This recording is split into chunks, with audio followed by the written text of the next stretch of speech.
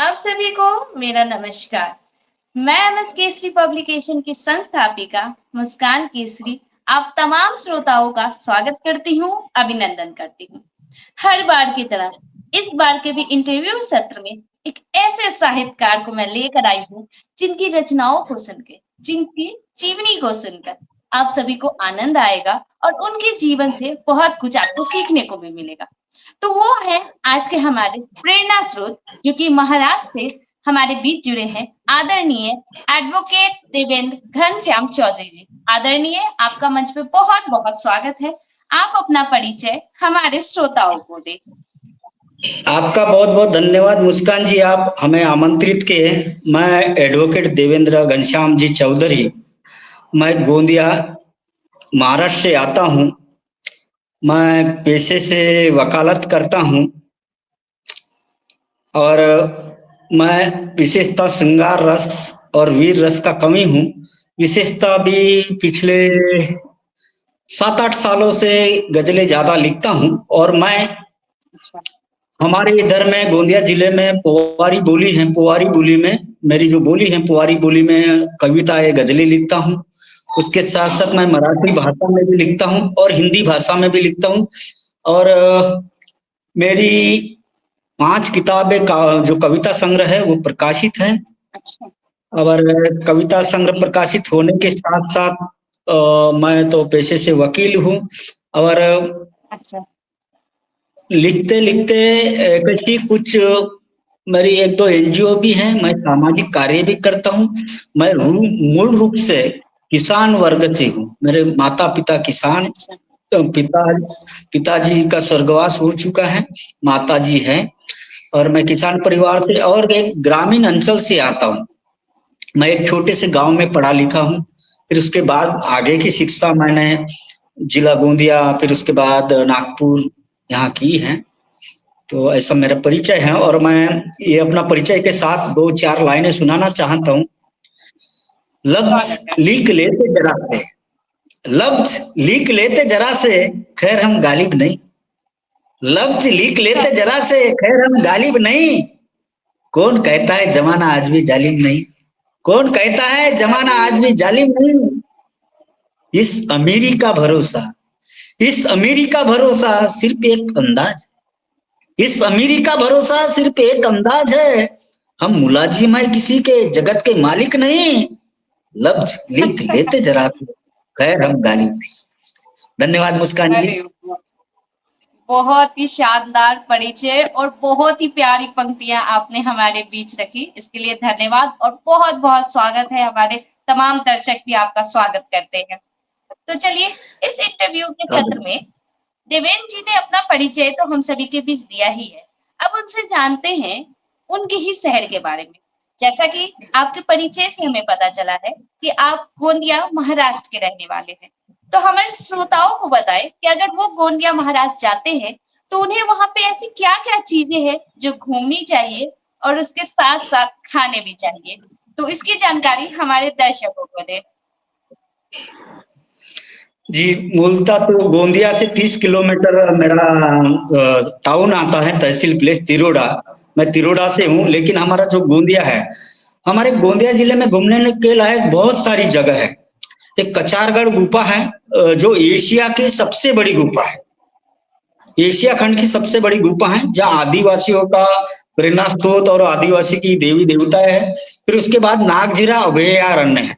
ये विशाल अभयारण्य है, बहुत देश विदेश से यहाँ टूरिस्ट आते हैं और यहाँ पे चारों तरफ ही जिले में हरियाली है, पानी बहुत मिलेगा।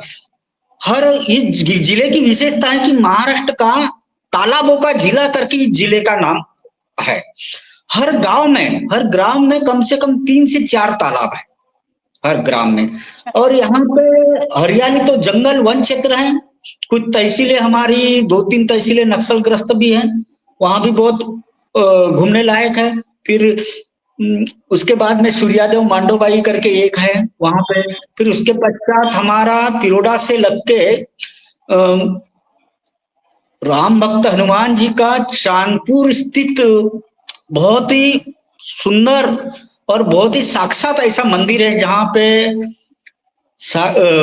जो फिल्म अभिनेता जिसको सुपरस्टार के मेगा स्टार जिसको बोलेंगे, अमिताभ जी बच्चन भी वहां पर। तो ऐसी है अच्छा।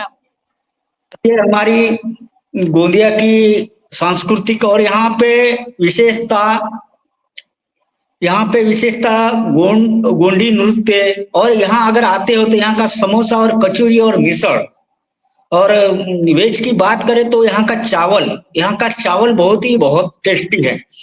यहाँ का ये विशेषता है हमारे गोंदिया जिले की। अभी श्रोतागण जो भी सुन रहे हैं उनसे निवेदन है कि कभी भी आए गोंदिया जिला और इस गोंदिया जिले में स्थित निसर्ग का आनंद ले, उसके साथ यहाँ के व्यंजनों का आनंद ले। और यहाँ पे मैं जिस स्थान पे रहता हूँ वहाँ अदानी पावर प्लांट एशिया खंड का सबसे बड़ा निजी तौर पे जो पावर प्लांट है निजी कंपनी का अदानी का 3336 अभी तो 3600 मेगावाट का हो गया जी। वाह, बहुत ही शानदार आदरणीय। आपसे तो बातचीत करते ही हमें इतनी सारी जानकारियां मिल रही हैं। तो ये बहुत ही अच्छी बात है कि आप गोंदिया और महाराष्ट्र से हैं और हमारे श्रोताओं को इतनी सारी जानकारियां आपने एक बार में ही दे दी है। तो अगर हमारे श्रोता वहां जाते हैं तो देवेंद्र सर से मिलना बिल्कुल भी ना भूले, क्योंकि यह जी विभिन्न रसों के कवि है। और विभिन्न रसों के कवि के साथ साथ ये पेशे से एडवोकेट है, तो भावनाओं की इनके पास कमी नहीं होगी और शब्दों की क्या ही कहे। आपने 4 पंक्तियां सुनी है, अब बारी है एक कविता की। आदरणीय, आप अपनी एक प्रस्तुति हमारे दर्शकों के बीच रखें, फिर हम लोग आपसे खास बातचीत करेंगे। जी मैं मुस्कान जी ये बोलना चाहूँ कि हमारे पोवारी मोली में बोलूं या ये हिंदी में ही बोलूं? बिल्कुल। ठीक है, हिंदी में ही बोल देते हैं। गजल है हमारी जिसकी बहर है मुजारे मुरब्बा मफूल फाइलातुन। जिसका अरकान है दो दो एक मफूल फाइलातुन। जिसका मात्रा है दो दो एक दो दो एक दो दो दो दो एक दो दो एक दो एक दो दो। तो शुरू करते हैं। बेवक्त ये निगाहे तब रूबरू नहीं थी। बेवक्त ये निगाहें तब रूबरू नहीं थी। दौलत बहुत कमाने की आरजू नहीं थी। बेवक्त ये निगाहें तब रूबरू नहीं थी। क्या बात। दूसरा अगला शेर देखिएगा। तारीफ की बहुत हम उनकी जगह जगह में। तारीफ की बहुत हम उनकी जगह जगह में। खुद के घरों में जिनकी कुछ आबरू नहीं थी। दौलत बहुत कमाने की आरज़ू नहीं थी। बेवक्त ये निभाए तब रूबरू नहीं थी। दौलत बहुत कमाने की आरज़ू नहीं थी। अगला शेर सुनिएगा। सादा लिबास उसका, बहुत ही मार्मिक शेर है। सादा लिबास उसका लब जात खास मीठे। साधा लिबास उसका लब जात खास मीठे। मुफलिस जरूर थी पर बेआबरू नहीं थी। दौलत बहुत कमाने की आरजू नहीं थी। दौलत बहुत कमाने की आरजू नहीं थी। बेवक्त है निगाहे तब रूबरू नहीं थी। दौलत बहुत कमाने की आरजू नहीं थी। और अगला शेर सुनिएगा, बहुत ही सुंदर शेर है। और इस शेर से गजल को बहुत सारे मैं भारतवर्ष में बहुत मंचों पे गया, तब इस शेर को सुन के बहुत ही लोगों ने वाह वाह की। शमशान में जनाजे बेखौफ बहुत देखा। शमशान में जनाजे बेखौफ बहुत देखा। हर शक्ल अलग थी खुद वो हूबहू नहीं थी। हर शक्ल थी अलग खुद वो हूबहू नहीं थी। दौलत बहुत कमाने की आरजू नहीं थी। बेवक्त ये निगाहें तब रूबरू नहीं थी। बेवक्त ये निगाहें तब रूबरू नहीं थी। और लास्ट का शेर सुनिएगा मक्ता। बेवजह समझते थे तब हम सलाह उनकी। जो माँ बाप हमको जो तालीम देते बचपन में वो बेवजह समझते ना, पर बेवजह समझते थे तब हम सलाह उनकी। तालीम थी हमारी वो फालतू नहीं थी। दौलत बहुत कमाने की आरजू नहीं थी। बेवक्त ये निगाहें तब रूबरू नहीं थी, दौलत बहुत कमाने की आरजू नहीं थी, आरजू नहीं थी, आरजू नहीं। धन्यवाद। अगर ये क्या बताए, आपकी जितने प्यारे प्यारे आपके पास शब्द है, उतनी ही प्यारी आपकी प्रस्तुतिकरण है। आपने इतने बेहतरीन तरीके से इस गजल को प्रस्तुत किया है कि क्या बताए। मेरे साथ साथ हमारे श्रोता भी बहुत ही आनंद ले रहे हैं आपकी इन रचनाओं से। तो चलिए, अभी हम लोग को बहुत सारी रचनाएं सुननी है देवेंद्र जी से, क्योंकि ये सिर्फ हिंदी में ही नहीं और भी भाषाओं में रचना लिखते हैं, अपनी भावनाओं को दर्शाते हैं। तो चलिए, इस क्रम में हम लोग थोड़ा आगे बढ़ते हैं और उनसे खास बातचीत करते हैं साहित्य को लेकर। देवेंद्र जी, आप खुद भी एक साहित्यकार कवि हैं, तो आपको क्या लगता है आज की जो युवा पीढ़ी है वो साहित्य में रुचि रखती है या फिर नहीं? इसको लेके आपकी क्या विचार है? आज की युवा पीढ़ी के बारे में साहित्य के पास आना तो छोड़ो, बहुत दूरी पे है। और कुछ गिने चुने युवा लोग हैं कि जो साहित्य के समीप आ रहे हैं, उनका मैं तहे दिल से स्वागत करता हूँ, अभिनंदन करता हूँ और उनका धन्यवाद भी प्रकट करता हूँ। बहुत कम युवा लोग हैं कि जो साहित्य के प्रति लगाव रखते हैं, साहित्य में रुचि रखते हैं। मेरे ख्याल से साहित्य बिना जीवन अधूरा है। साहित्य अगर जीवन में नहीं रहा तो युवाओं को युवा पढ़ लिख तो सकता है, युवा ऊंची ऊंची डिग्रियां तो ले सकता है, युवा ऊंचे ऊंचे मुकाम तो हासिल कर सकता है, लेकिन बिना साहित्य के जीवन जीने की कला हासिल नहीं करेगा। इसलिए साहित्य बहुत युवा के लिए जरूरी है। और आज का जो दौर है, युवा साहित्य से दूर होते जा रहे हैं। इसलिए युवाओं से मैं अनुरोध करूंगा, उनको आह्वान करूंगा कि वो साहित्य की ओर बढ़े, साहित्य में रुचि ले, साहित्य की आराधना करें। बिल्कुल बिल्कुल आदरणीय, ये तो बात है ही। हमारा जो साहित्य है वो स्तंभ है, और साहित्य के माध्यम से ही आज हम लोग अपनी भावनाओं को दर्शा पाते हैं। चाहे वो किसी भी रस की बात करें, किसी भी विधा की बात करें, ये बहुत जरूरी है कि आज की हमारी युवा पीढ़ी किसी भी भाषा में अपनी भावनाओं को दर्शाए, और दर्शाने के लिए वो अच्छी अच्छी पुस्तकों को पढ़े। तो मैं जानना चाहूंगी आपसे, बिल्कुल आदरणीय, तो आपके अनुसार क्या लगता है आज के युवाओं को किस तरह की पुस्तकें पढ़नी चाहिए? आप, अगर आपसे पूछा जाए कि आप युवाओं को किस तरह की बुक सजेस्ट करना चाहते हैं, तो आप क्या क्या नाम देंगे? देखो, युवाओं को, अभी आजकल के युवाओं के लिए भारतेंदु हरिश्चंद्र जी की जो किताबें हैं, उनका जो साहित्य है वो पढ़ने की बहुत जरूरी है। उसके साथ साथ प्रेमचंद जी की गोदान, गोदान ऐसी उपन्यास है जिसमें संपूर्ण जीवन का सार, संपूर्ण जीवन की व्यथा, किसी की ममता तो किसी का त्याग, किसी का क्रोध, ये सब समावित है। तो साहित्य में इन किताबों के साथ साथ जो अच्छे अच्छे कविता संग्रह है, जो अच्छे कवि हैं, आजकल के युवाओं ने प्रेमचंद की गोदान के साथ भारतेंदु हरिश्चंद्र जी के साहित्य भी पढ़ना जरूरी है। उसके साथ साथ उनको जो एजुकेशन में, पढ़ाई में जो आवश्यक सामग्री है, उनका भी जो साइंस हो, विज्ञान हो या जो अन्य साहित्य है, तो ये सभी चीजें, चाहे उनको फिलोसॉफी हो, ये भी पढ़ने का है, खगोल शास्त्र भी पढ़ने का है, उनको दर्शन शास्त्र भी पढ़ने का है, उनको ये विभिन्न विधाओं में जानकारी हासिल कर उनको जहां रुचि है वो साहित्य पढ़ने की जरूरत है। स्वामी विवेकानंद की किताबें पढ़ने की जरूरत है, भगत सिंह जी की चरित्र पढ़ने की जरूरत है, उनको विनायक दामोदर सावरकर स्वतंत्र वीर की चरित्र पढ़ने की जरूरत है, उनकी रचनाएं पढ़ने की, वो बहुत अच्छे कवि थे, उनकी रचनाएं भी पढ़ने की जरूरत है। और विभिन्न जो रविंद्रनाथ टैगोर जी है, इनका गीतांजलि का अभ्यास भी करना उनको जरूर।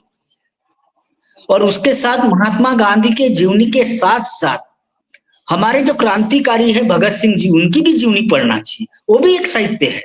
तो इसी प्रकार की आजकल की युवाओं ने साहित्य के प्रति उदार होकर, उसमें रुचि लेकर ये जो मैंने नाम लिया, गोदान हो या जिनके भी जीवन चरित्र हो, जिनकी भी बहुत सारे उपन्यास है, जो भी अभी बहुत सारे उपन्यास है हमारे साहित्यकारों में, अभी नए आधुनिक इसमें भी बहुत सारे किताबें हैं, असंख्य किताब है, नाम लेना संभव नहीं है। तो इसी प्रकार के ये साहित्य युवाओं ने अध्ययन करने की बहुत ही जरूरत है। बिल्कुल आदरणीय, बहुत बहुत धन्यवाद। और हमारे श्रोता जितने भी युवा साथी हैं, उन सभी को आपने बहुत ही प्यारी प्यारी पुस्तकों का सजेशन दिया है। और बिल्कुल वो कहते हैं ना कि आप अच्छे अगर लिखना चाहते हैं, अगर आप चाहते हैं कि एक अच्छे कवि बने, तो आपको उसके लिए सबसे अच्छा एक श्रोता बनना पड़ेगा। जब आप एक अच्छे श्रोता बन जाएंगे तो आप धीरे धीरे खुद ही एक अच्छे बेहतरीन कवि बन जाएंगे। तो ठीक उसी तरह कि आपको तरह तरह की पुस्तकों को, जो हमारे क्रांतिकारी रहे हैं, उनकी जीवनी को पढ़ना होगा आपको, ताकि आपको भावनाओं के साथ साथ जो सच्चाई है उसको जानकर आप कविता के माध्यम से हमारे बीच ला सके। तो आदरणीय, इस बीच एक और समस्या आ रही है, जैसा कि हमारे श्रोता का एक प्रश्न आ रहा है बीच में, कि जी आज के समय में जो विद्यार्थी होते हैं वो तो अंग्रेजी माध्यम यानी इंग्लिश मीडियम स्कूल में पढ़ रहे हैं ज्यादातर बच्चे। तो वहां पे हर एक भाषा अंग्रेजी में अब हो गई है। यहाँ तक कि हिंदी विषय भी जो होती है उसमें भी आपको कहीं कहीं अंग्रेजी शब्द का उपयोग करते हुए दिखते हैं। तो ऐसे में आपको क्या लगता है, क्या जो बच्चों की अशुद्धियां हो रही हैं, क्योंकि बहुत सारे बच्चे हैं जो साहित्य में रुचि रखते हैं, बहुत ज्यादा रखते हैं, उन्हें सुनना काफी पसंद है, वो लिखने का प्रयास करते हैं, लेकिन जी वो सही तरीके से छंद में कविताएं नहीं लिख पाते हैं, वो काफिया रदीफ नहीं मिला पाते हैं, वो गजल नहीं लिख पाते हैं। तो वो जी जब ये प्रयास कर रहे हैं, लेकिन उनकी जो गलतियां कहाँ है, उनकी खामियां कहाँ है, उसे वो कैसे सुधार करे स्वयं, और इसके साथ ही साथ वो कैसे साहित्य में आगे बढ़े, इसके बारे में आप कुछ बताएं हमें। जी, देखिए जो अंग्रेजी मीडियम की स्कूलें हैं, तो अंग्रेजी मीडियम की स्कूलों में तो मेरा अनुरोध है कि एक राष्ट्रभाषा की किताब रहना चाहिए या मातृभाषा की। ठीक है, कुछ वो निजी संस्थान वाले हैं नहीं रखते, अंग्रेजी में पढ़ाते, लेकिन जिन युवाओं को जो विद्यार्थी हैं उनको साहित्य में रुचि है, लेकिन उनका अंग्रेजी मीडियम होने से उनको हिंदी में लिखने में अशुद्धियां लिखते हैं कि या उचित प्रकार से लिख नहीं पाते। उनके लिए कहीं कि उन्होंने आजकल गूगल पे बहुत सारा मटेरियल गिरा है हिंदी साहित्य। गूगल के माध्यम से या जो आसपास की कोई हिंदी अध्यापक हो गए या हिंदी विद्यालय के उनके दोस्त हो गए या उनसे बड़े भाई समान जो विद्यार्थी हो गए, उनसे बड़े विद्यार्थी हो गए, उनसे रूबरू होकर उनसे मेल जोल मिला के हिंदी साहित्य का ज्ञान अवगत करना चाहिए। हिंदी साहित्य का ज्ञान, हिंदी साहित्य के बारे में, हिंदी भाषा के बारे में, सबसे पहले तो हिंदी भाषा के बारे में, अशुद्धियों के बारे में उन्होंने जान समझ लेना चाहिए, उसका ज्ञान प्राप्त करना। फिर उसके बाद में जो नैतिक साहित्य में कोई रुचि लेता हो, कोई अध्यापक हो, कोई प्राध्यापक हो या कोई प्रोफेसर साहब हो नजदीक पास के यूनिवर्सिटी का, उनसे मेलजोल मिला के उनसे संबंध प्रस्तापित कर हिंदी साहित्य क्या है, हिंदी साहित्य क्या होना है, अंग्रेजी साहित्य से हिंदी साहित्य कैसा हो, और हमने अपनी राष्ट्रभाषा क्यों बोलना चाहिए, क्योंकि जब तक हम अपनी राष्ट्रभाषा बोल नहीं पाएंगे, अच्छे ढंग से लिख नहीं पाएंगे, तो हम इवन अंग्रेजी लैंग्वेज में भी हमारी अशुद्धियां रहती है, क्योंकि हमको हमारा बेस ही मजबूत नहीं रहता। हमारा बेस ही नहीं मजबूत रहता तो हमारा मुकाम या मकान कैसे मजबूत रहेगा। इसलिए उनको ना ये हिंदी बराबर लिख पाते हैं, अंग्रेजी तो लिखते हैं, लेकिन वहां पे जो कंस्ट्रक्शन है, ग्रामेटिकल मिस्टेक है, वो बहुत ज्यादा रहती है। हाँ, वो तो बोल लेते, फटाफट बोल लेते, वो मेरे बोलने से नहीं होता वहां, लेकिन जो लिटरेचर लैंग्वेज है, लिटरेचर अंग्रेजी है, जो साहित्यिक अंग्रेजी है, उसमें भी वो अशुद्धियां प्राप्त करते, क्योंकि उनको राष्ट्रभाषा का उचित ज्ञान न होने से वो अंग्रेजी भाषा में भी अभाव के इसमें जीते हैं, और इसलिए उनको हिंदी भाषा के बारे में जो व्याकरण है उसके बारे में उन्होंने उचित तौर से ज्ञान प्राप्त करना चाहिए, किसी अपने बड़े विद्यार्थी से, किसी अध्यापक से, किसी प्राध्यापक से, या किसी जो प्रोफेसर महोदय हैं हिंदी में, जो हिंदी के हैं, उनसे उन्होंने ज्ञान लेना जरूरी है। क्योंकि जब तक अपने को हमें अपनी भाषा का ज्ञान नहीं होगा, तब तक हम पर भाषा पे प्रभुत्व नहीं पा सकते। हम अगर अपने भाषा पे प्रभुत्व नहीं पाते तो हम दूसरे भाषा में कितना भी हम डिग्री हासिल कर ले, कितना भी अध्ययन कर ले, लेकिन हम मजबूती की तौर पे हम हमारी जो बुनियाद, हमारी जो नींव है, वो कहीं ना कहीं कच्ची रहती है। ऐसा मेरा कहना है जी।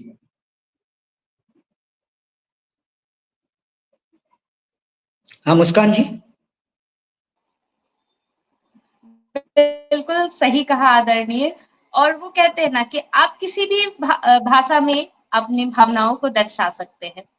और जब आप जी अपनी भावनाओं को शब्दों के माध्यम से सजाते हैं या किसी के सामने साझा करते हैं, तो वो साझा करते-करते खुद ही सुधियाँ भी आ जाती है। और वो कहते हैं ना कि अभ्यास करने से हर असंभव कार्य भी संभव हो जाता है।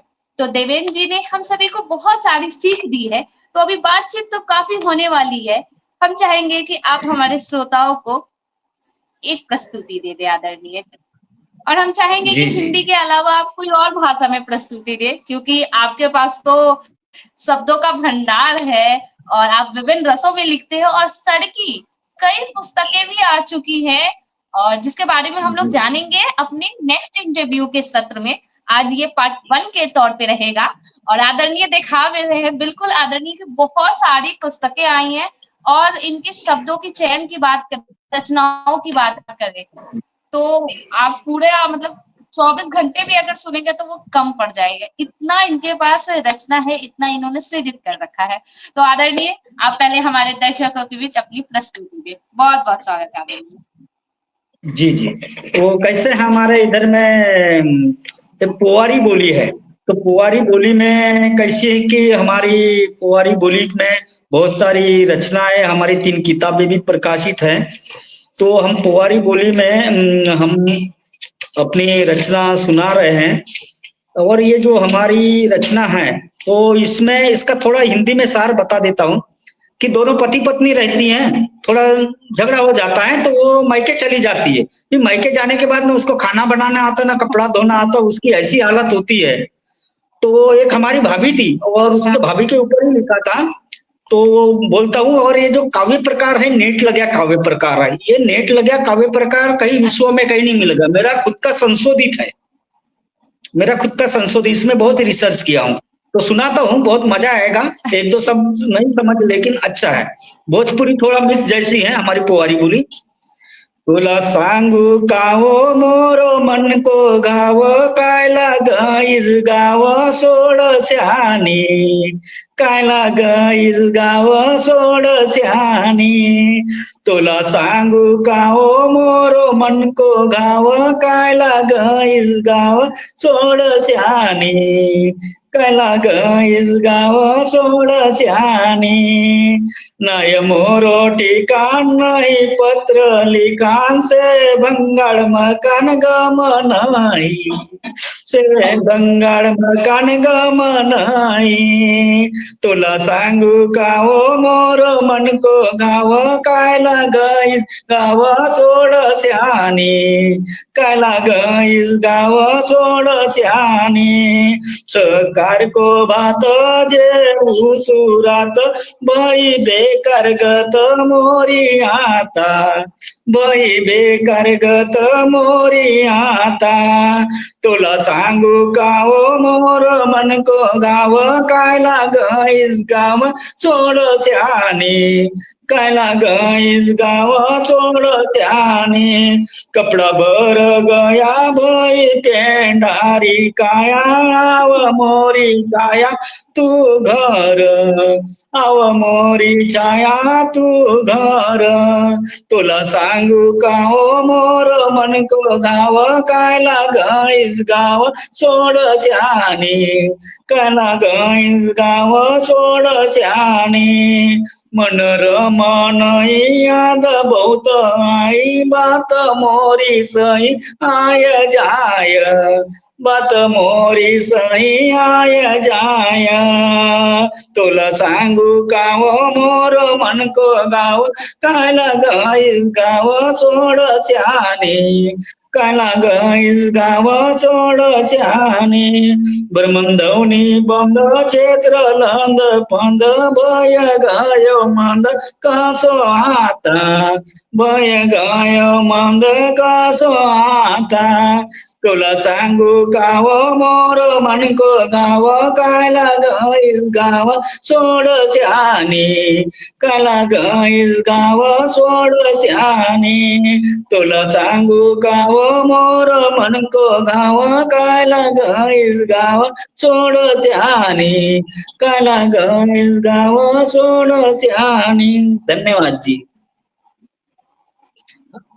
आदरणीय, बहुत ही प्यारी प्रस्तुति। बिल्कुल मैं और हमारे तमाम श्रोताएं तो बिल्कुल झूम चुके थे, और आपने इतने प्यारे शब्दों में इतने प्यारे तरीके से आपकी प्रस्तुति कर रहे हैं कि क्या बताऊं। बिल्कुल शानदार। और हमारे श्रोताएं तो लगातार आपको खूब सारा आशीर्वाद प्यार दे रहे हैं। और बहुत बिल्कुल बहुत हमारी चर्चा में आपने बहुत सारे विषयों पे चर्चा की, तो हमें मन तो बिल्कुल नहीं है आपसे अलविदा लेने का, लेकिन अभी के लिए मैं आपसे अलविदा चाहूंगी। और मैं चाहूंगी कि जाते जाते हमारे श्रोताओं के लिए कुछ शब्द आप कहें, क्योंकि वो लगातार आपको सुन रहे थे और आपकी प्यारी प्यारी प्रस्तुति पे अपना प्यार भी बरसा रहे थे, तो उनके लिए आप क्या कहना चाहेंगे? श्रोताओं से नम्र निवेदन है, मेरी जो भी प्रस्तुति हिंदी की पुआरी बोली की आप सुने, आप श्रवण किए, इसके लिए मैं आपका कोटि कोटि धन्यवाद हूँ। और विशेष तौर पे आपसे रूबरू कराने के लिए आदरणीय मुस्कान जी ने मुझे आमंत्रित किया, उन्हीं के माध्यम से आप से मैं रूबरू हुआ हूँ। और आप मेरे कविताओं के माध्यम से मैं आपको कुछ सुना पाया हूँ। ये मेरी अहोभाग्य है हमारे कि हम आपसे रूबरू हुए। आशा करता हूं कि आप सभी सज्जनों को मेरी ये पुआरी बोली और हिंदी की रचनाएं पसंद आई होंगी, और आपका प्यार हमेशा बना रहे। और हो सके तो हम आगामी सेकंड पार्ट में, द्वितीय पार्ट में आपसे मुलाकात करने की जरूर कोशिश करेंगे। बहुत बहुत धन्यवाद आदरणीय मुस्कान जी, आपका भी। बहुत बहुत और एक धन्यवाद सर। और ये इंटरव्यू का सत्र अभी पहला है। अभी देवेंद्र सर से हम लोग काफी सारे विषयों पे चर्चा करेंगे, और उनकी काफी रचनाएं सुनेंगे, और उनके पुस्तक पे भी चर्चा करेंगे। लेकिन अभी के लिए हम लोग यहाँ पे अलविदा लेते हैं, क्योंकि अभी हम लोग को बहुत कुछ जानना है, तो वो आपको एक ही वीडियो पे बिल्कुल भी नहीं मिल सकता। तो आप तमाम श्रोताओं से मेरा नम्र निवेदन होगा कि देवेंद्र सर की इस वीडियो को खूब सारा प्यार दें, शेयर करें, कमेंट करें, लाइक करें। और जल्द ही देवेंद्र सर की next video MS Kesari publication की इसी सोशल मीडिया साइट पे मिलेगी। तब तक आप सभी को मेरा नमस्कार। जल्द मुलाकात होगी नए इंटरव्यू में देवेंद्र सर के साथ और नए साहित्यकारों के साथ। तब तक आप सभी को मेरा प्रणाम। प्रणाम।